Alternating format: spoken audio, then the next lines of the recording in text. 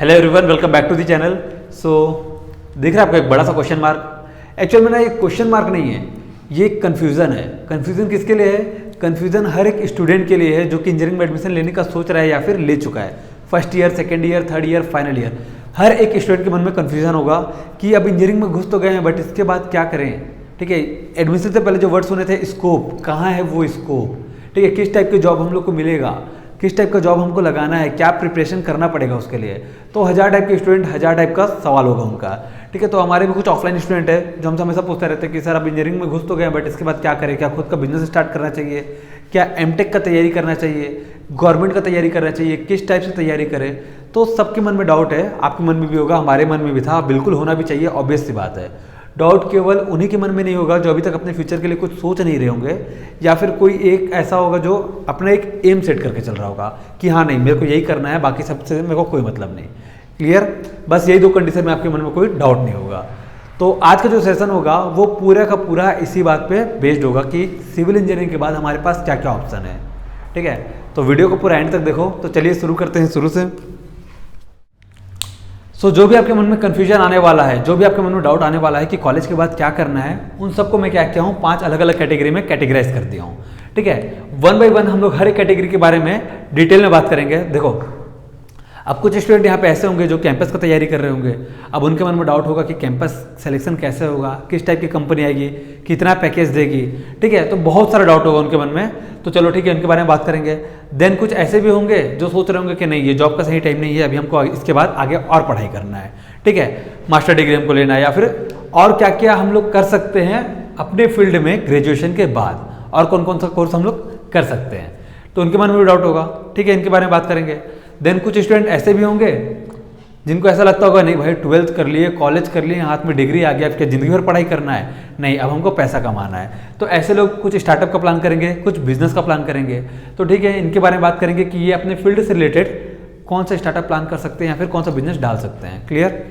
Then कुछ student gate का तैयारी कर रहे होंगे, गेट का नाम सुने होंगे, तो उनके मन में डाउट आया होगा कि किस टाइप का एग्जाम है, हर कोई गेट गेट बोलते रहता है, तो क्या है ये गेट। ठीक है, कैसा एग्जाम है, किस टाइप का एग्जाम होता है, किस टाइप के क्वेश्चन पूछे जाते हैं, क्या क्या फ़ायदा होगा हमको इस एग्जाम से, इसके बारे में बात करेंगे। देन फाइनल हम लोग बात करेंगे जॉब का। देखो, जॉब करना ना करना ये आपके ऊपर डिपेंड करता है, बट हाँ आप जिस फील्ड से रिलेट करते हो उस फील्ड में कौन कौन से जॉब अवेलेबल है आपके लिए, या कौन कौन से जॉब के लिए आप एलिजिबल हो, ये आपको बिल्कुल पता होना चाहिए। क्लियर? तो चलो सबसे पहले हम लोग देखते हैं कैंपस सिलेक्शन के बारे में। अब कैंपस सिलेक्शन हर किसी को पता है, सिंपल सा प्रोसीजर होता है। जैसे ही आप 7th सेम में जाओगे आपके कॉलेज में कंपनी आना स्टार्ट हो जाएगी जो आपके लिए वैकेंसी लेके जाएगी। ठीक है, अब उस कंपनी के ऊपर डिपेंड करता है कि वो उसका सिलेक्शन प्रोसेस कैसा है। कुछ कंपनी क्या करती है, टेस्ट लेती है, देन इंटरव्यू लेती है, और कुछ कंपनी ऐसी होती है जो डायरेक्ट इंटरव्यू लेती है और हायर कर लेती है। ठीक है, तो ये कंपनी के ऊपर डिपेंड करता है। अब जो टेस्ट होता है उसमें भी क्या रहेगा, एप्टीट्यूड, रीजनिंग, वो केवल आपका एबिलिटी टेस्ट करता है। ठीक है, तो वो बहुत ज़्यादा ही एकदम आपके कोर ब्रांच से रिलेटेड कुछ नहीं होने वाला है। हाँ, अगर सिविल की कंपनी आती है तो एकदम बेसिक क्वेश्चन आपसे पूछ सकती है जो आपके ब्रांच से रिलेटेड है, बट अगर आईटी कंपनी आती है तो वो केवल आपका एबिलिटी चेक करेगा, एप्टीट्यूड, रीजनिंग, उससे ज़्यादा कुछ भी नहीं। क्लियर? देन उसके बाद क्या होगा, इंटरव्यू होगा। अब अगर आप कंपनी के रिक्वायरमेंट के हिसाब से अवेलेबल है या फिर एलिजिबल है या आपके अंदर एबिलिटी है, देन वो आपको सेलेक्ट करेगी और आप उसको ज्वाइन कर लेना। क्लियर? हाँ, अब बात कर ले पैकेज का, तो ये आपके कॉलेज के ऊपर डिपेंड करता है कि वो कौन कौन सी कंपनी या फिर किस टाइप की कंपनी को इनवाइट कर रहा है। ठीक है, 2 लाख से लेके 12 लाख 10 लाख तक पैकेज की भी कंपनी आती है कैंपस में। क्लियर? ये किस पे डिपेंड करता है, आपके कॉलेज पे। हाँ, बट कॉलेज पे क्या डिपेंड करता है, कंपनी कौन कौन सी आ रही है, उस कंपनी में कैसे सेलेक्ट हो रहे हैं, ये आपके ऊपर डिपेंड करता है। अगर आप एलिजिबल है, अवेलेबल है, देन वो आपको सेलेक्ट करेगा। क्लियर है? सिंपल सा फंडा था इसका। अब बात कर लेते हैं उनको जिनको बी के बाद या फिर बीटेक के बाद आगे और पढ़ाई करना है। तो देखो भाई, बीटेक या बी के बाद एक सीधा सा ऑप्शन क्या दिखता है हमको, एमटेक। तो जिन लोगों को एमटेक करना है ना, वो अभी से, चाहे वो 3rd सेम में है, 4th सेम में है, 5th सेम में हो, गेट का प्रिपरेशन स्टार्ट कर दो। क्लियर? क्योंकि अगर आपको एमटेक में एडमिशन चाहिए ठीक है, अगर आपको क्या चाहिए, एमटेक में एडमिशन चाहिए, देन आपको गेट क्वालिफाई करना पड़ेगा, गेट में स्कोर लाना पड़ेगा। ठीक है, गेट में अगर स्कोर लाओगे तो आपको अच्छे अच्छे कॉलेज में क्या मिलेगा, एडमिशन मिलेगा। आईआईटी, एनआईटी ऐसे कॉलेज में आपको गेट के थ्रू एडमिशन मिलेगा। प्लस एडमिशन तो मिलेगा ही अच्छे कॉलेज में, साथ साथ में क्या मिलेगा, स्कॉलरशिप मिलेगा अगर आप गेट को क्वालिफाई करते हो तो, मतलब पढ़ाई के साथ साथ पैसा भी मिलेगा। तो भाई इससे अच्छा कुछ ऑप्शन हो ही नहीं सकता ना कि हम पढ़ भी रहे हैं और कमा भी रहे हैं। क्लियर। अब कुछ स्टूडेंट ऐसे होंगे जिनको एमटेक नहीं करना होगा, ठीक है, तो कुछ होंगे जिनको एमबीए करना होगा, तो एमबीए के लिए आप कैट कर सकते हो, ठीक है, कैट का एग्जाम दिलाओ देन एमबीए कर लो। तो ये तो कोई भी कर सकता है, हम लोग यहाँ पे केवल टेक्निकल फील्ड, अपने फील्ड से रिलेटेड बात करेंगे। तो एमटेक के अलावा और क्या ऑप्शन है? कुछ स्टूडेंट को कोर्स करना होगा प्रोजेक्ट मैनेजमेंट का, कुछ को करना होगा कंस्ट्रक्शन मैनेजमेंट का, क्वांटिटी सर्वेयर का, ठीक है, कुछ को करना होगा इंफ्रास्ट्रक्चर मैनेजमेंट का। तो एनकेट आपके लिए एक एग्जाम है, एनकेट याद रखना। एनकेट का एग्जाम दिला के आप जो भी आपको कोर्स करना है वो कर सकते हो, ठीक है। निकमार कंडक्ट कराता है कोर्स को या फिर ये एग्जाम को, देन आप अपने मन का जो भी आपका कोर्स है, चाहे कंस्ट्रक्शन मैनेजमेंट, प्रोजेक्ट मैनेजमेंट, जो भी करना है आप कर लो। देन 1 ईयर और 2 ईयर का कोर्स होगा वो, उसके बाद फिर से कैंपस आएगा, वहाँ से आपको आपके कोर्स के हिसाब से सेलेक्ट करेगा और ले जाएगा। क्लियर है? तो क्या क्या हो गया यहाँ पे? एमटेक हो गया, प्रोजेक्ट मैनेजमेंट, कंस्ट्रक्शन मैनेजमेंट, बहुत सारे यहाँ पे आपको ऑप्शन मिल जाएंगे। क्लियर। एग्जाम का नाम याद रखना है एनकेट। क्लियर, ठीक है। अब बात कर लेते हैं भाई जिनको स्टार्टअप करना है, जिनको आगे पढ़ाई नहीं करना है या जॉब का प्रिपरेशन नहीं करना। तो देखो, आपको स्टार्टअप करना है, आपको बिजनेस डालना है, आपका पैसा है, आप जहाँ चाहे वहाँ इन्वेस्ट कर सकते हैं, जहाँ आपका इंटरेस्ट है वहाँ पे आप अपना पैसा को इन्वेस्ट कर सकते हो और बिजनेस स्टार्ट कर सकते हो। बट अगर आपको सिविल से रिलेटेड बिजनेस करना है तो मेरा एक छोटा सजेशन ये रहेगा कि भाई जैसे ही आपके पास डिग्री आया, एलिजिबल तो आप हो गए, ठीक है, आप यहाँ पे अपना कंस्ट्रक्शन कंपनी स्टार्ट कर सकते हो, एलिजिबल हो गया, आपके पास डिग्री आ गया तो। बट कम से कम 2 साल, 1 साल 2 साल आप किसी अच्छे बिल्डर के अंदर जाओ, जॉब करो, वहाँ पे एनालाइज करो, अपने स्किल्स को डेवलप करो, वहाँ का मैनेजमेंट सीखो, ठीक है, चीज़ों को ऑब्जर्व करो, तो उसके बाद आके अपना इन्वेस्ट करो और खुद का कंपनी चलाओ। कोई दिक्कत नहीं है, पक्का पक्का चलेगा, ठीक है। बट कम से कम 2 साल फील्ड वर्क अच्छे से कर लो। देखो, हम लोग जो इंजीनियरिंग में करते हैं हमको पता है, पूरा थ्योरी पढ़ते हैं और थ्योरी और फील्ड वर्क में ज़मीन आसमान का अंतर होता है, ठीक है। तो उसके लिए आपको क्या करना पड़ेगा? कम से कम 2 साल तो फील्ड वर्क में मेहनत करना पड़ेगा। क्लियर। अब देखो, एक फील्ड वर्क यह हो गया आपका कंस्ट्रक्शन कंपनी, एक ऑप्शन हो गया। दूसरा चीज़, आप मटेरियल सप्लाई का भी काम कर सकते हो। इसके लिए आपको कोई पर्टिकुलर डिग्री नहीं चाहिए, बट हाँ, इस फील्ड से रिलेटेड है तो मैं आपको बता दे रहा हूँ। मटेरियल सप्लाई का काम कर सकते हो अगर आपको अच्छा लगता है कि आपका लिंक अच्छा है, आपका कनेक्शन अच्छा है, आपके एरिया में, आपके लोकेशन में ये बिजनेस आपका चल जाएगा, तो फिर बिल्कुल मटेरियल सप्लाई के लिए एक अच्छा ऑप्शन है। क्लियर। अब बात करते हैं गेट का। क्या है गेट? ठीक, देखो 12th के बाद आप लोग जब कॉलेज में एडमिशन लेते हो तो JEE प्री मेंस एग्जाम दिलाते हो। गेट भी बिल्कुल ऐसे एग्जाम है, एक एंट्रेंस एग्जाम है। अगर आपको क्या चाहिए, एमटेक में एडमिशन चाहिए तो आपको गेट क्वालिफाई करना पड़ेगा, ठीक है, ठीक है। Graduate aptitude test in engineering, graduate aptitude test in engineering. अब इस एग्जाम का जो लेवल होता है ना, अगर आपको सही में गेट दिलाना है तो आप 3rd सेम 4th सेम से इसका पढ़ाई स्टार्ट कर दो। बहुत ही ज़्यादा कॉन्सेप्चुअल क्वेश्चन इस पर पूछे जाते हैं, ठीक है।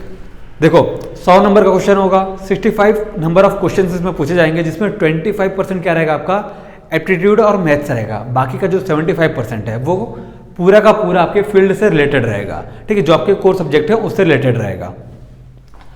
अब ये क्वेश्चन बहुत ही ज़्यादा कॉन्सेप्चुअल होते हैं, ठीक है। Get one of the most toughest and creative वाला एग्जाम, ठीक, क्रिएटिविटी इसमें बहुत चाहिए। अब वो आपका तभी होगा जब आप पूरा का पूरा कॉन्सेप्ट को बहुत अच्छे से क्लियर करोगे। तो इसीलिए बोल रहा हूँ, अगर आपको गेट दिलाना है 3rd सेम 4th सेम, अब तो 5th सेम वाले भी एलिजिबल हो चुके हैं गेट को दिलाने में, ठीक है। पहले केवल लास्ट ईयर वाले थे, अब 3rd ईयर वाले भी एग्जाम दिला सकते हैं। तो क्लियर है,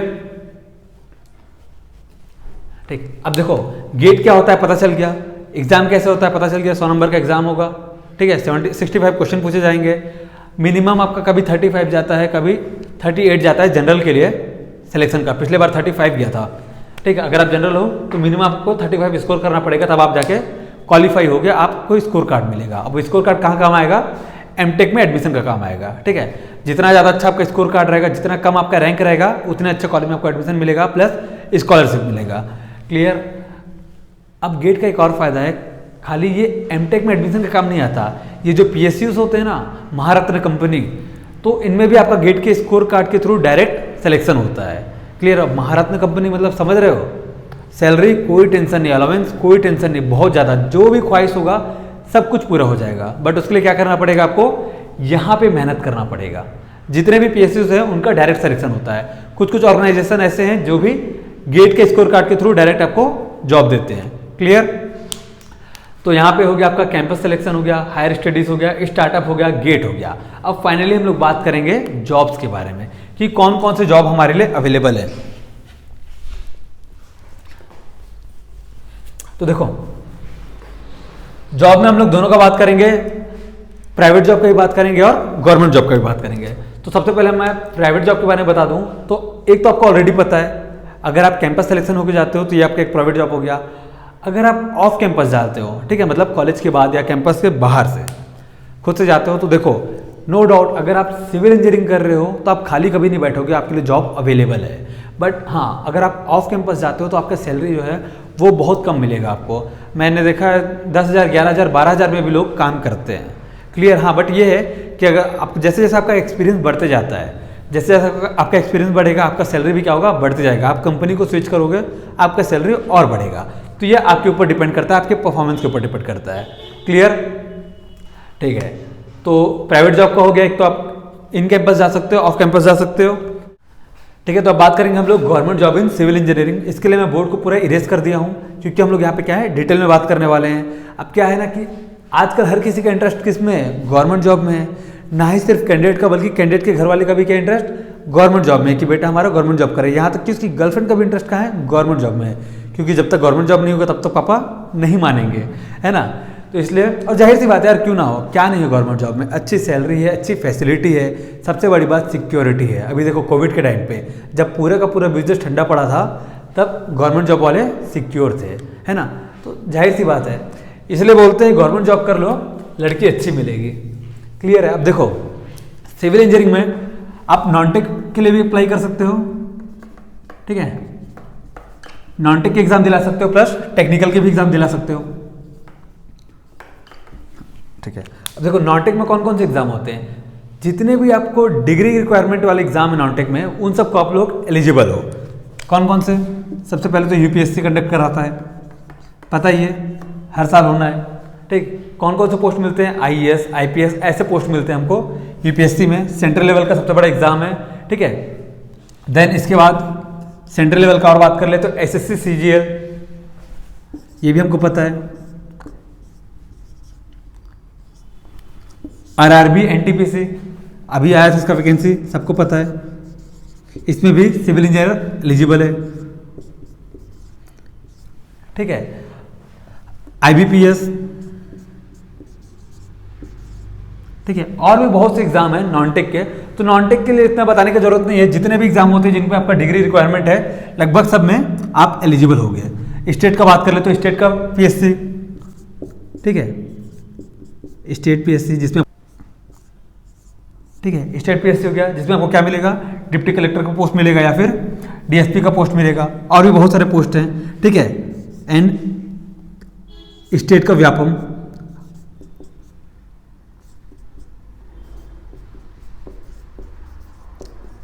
तो ये सारे नॉन-टेक एग्जाम में आप क्या हो, एलिजिबल हो।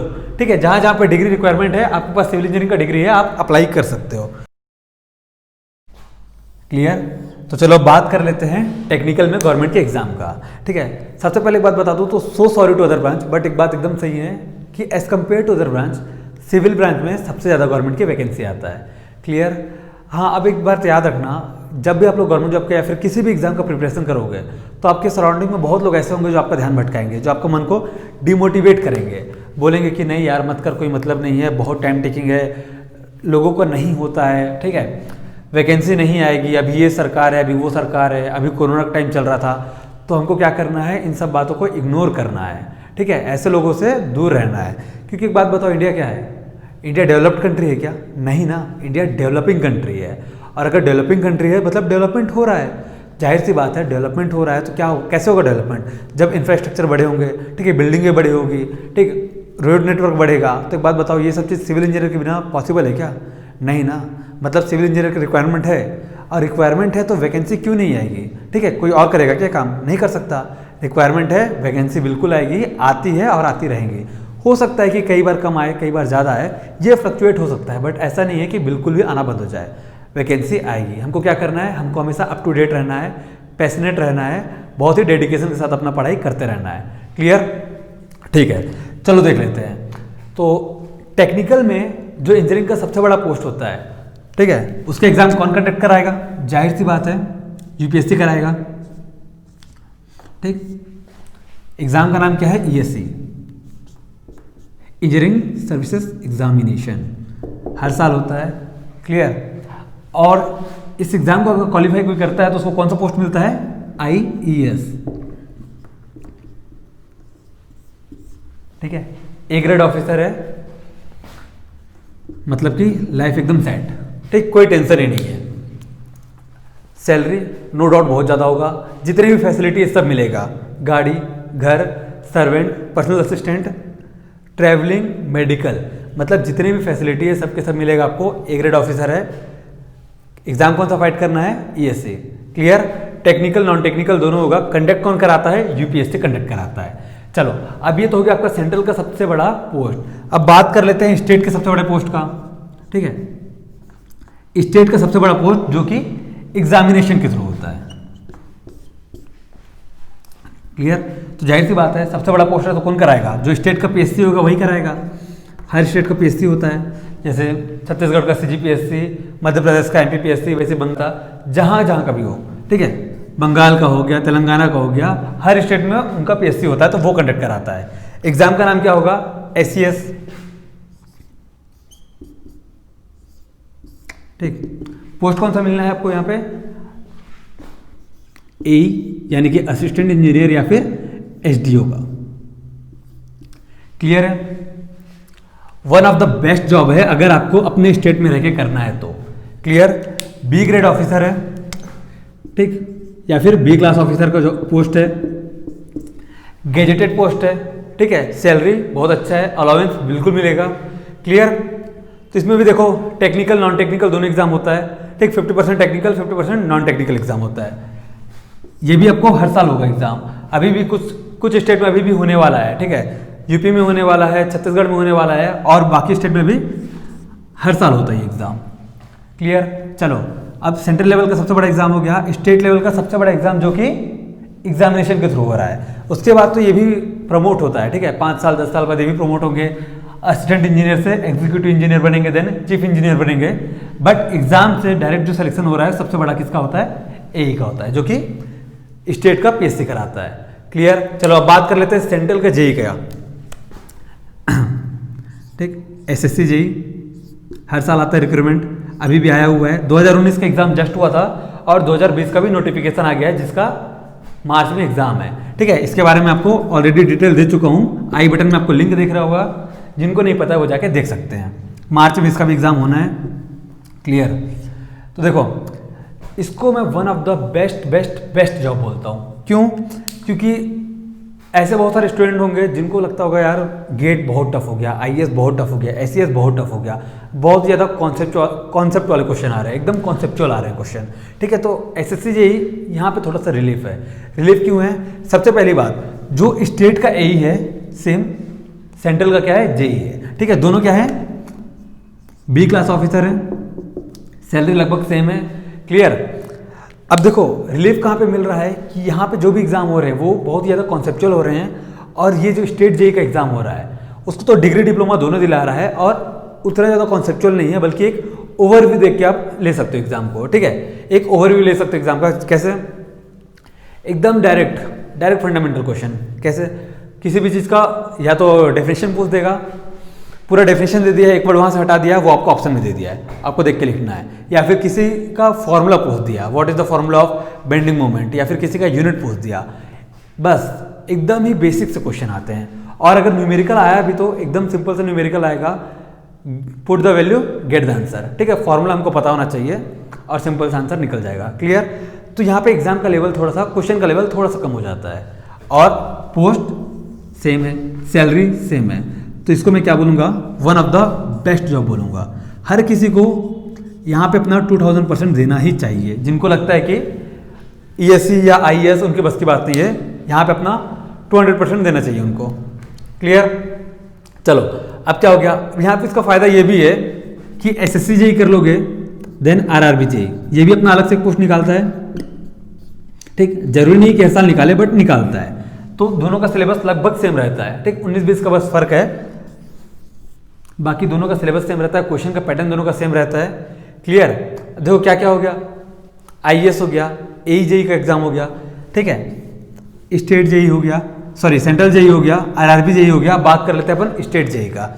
याद रखना ये जितने भी जेई के पोस्ट हैं इसको डिग्री के साथ साथ डिप्लोमा ले भी दिला सकते हैं। चलो बात कर लो स्टेट जेई। ठीक है, स्टेट जेई ये बाकी एग्जाम से थोड़ा सा अलग है। ठीक है, इसको मैं बाकी एग्जाम से थोड़ा सा अलग कंसिडर करूंगा। क्यों? क्योंकि इससे पहले जितने भी एग्जाम के बारे में बताया हूँ गेट को छोड़ के, ठीक है, सब में क्या होता है, टेक्निकल प्लस नॉन टेक्निकल होते हैं, दोनों के क्वेश्चन बराबर आते हैं। स्टेट जेई व्यापम कंडक्ट कराएगा, ठीक है, व्यापम कंडक्ट कराने वाला है, डिग्री डिप्लोमा दोनों देने वाले हैं। फायदा क्या है इसमें कि केवल टेक्निकल के क्वेश्चन आएंगे। ठीक है, क्वेश्चन का पैटर्न लगभग सेम रहेगा, थोड़ा सा कम बोल सकते हो बट लगभग सेम रहता है, प्लस केवल टेक्निकल का आएगा, नॉन टेक का बिल्कुल भी नहीं रहता है। बाकी सब में 50% नॉन टेक आएंगे, बट इसमें अगर आया भी तो मुश्किल से 10% या 15% आएगा, वो भी एप्टीट्यूड और रीजनिंग। ठीक है, तो भी यहाँ पे क्या है, बहुत अच्छा अपॉर्चुनिटी है क्रैक करने का। क्लियर। अब देखो इतने सारे वैकेंसीज है, उसके बाद भी लोग बोलते हैं कि वैकेंसी नहीं आएगा, कोई बात है ये। ठीक, ठीक है। अब देखो यहाँ पे कुछ लोग का टीचिंग में इंटरेस्ट होता है, तो उनके लिए यहाँ भी है, जो स्टेट की पीएससी होती है, ठीक, वो असिस्टेंट प्रोफेसर का भी एक पोस्ट निकालता है, प्रोफेसर। क्लियर। लेकिन हाँ, इसमें आपका एक रिक्वायरमेंट रहता है क्या, कि आपको एमटेक कंपलसरी रहता है। क्लियर। अगर ये पोस्ट आपको चाहिए तो आपको एमटेक का डिग्री आपके पास होना चाहिए। तो ये हो गया।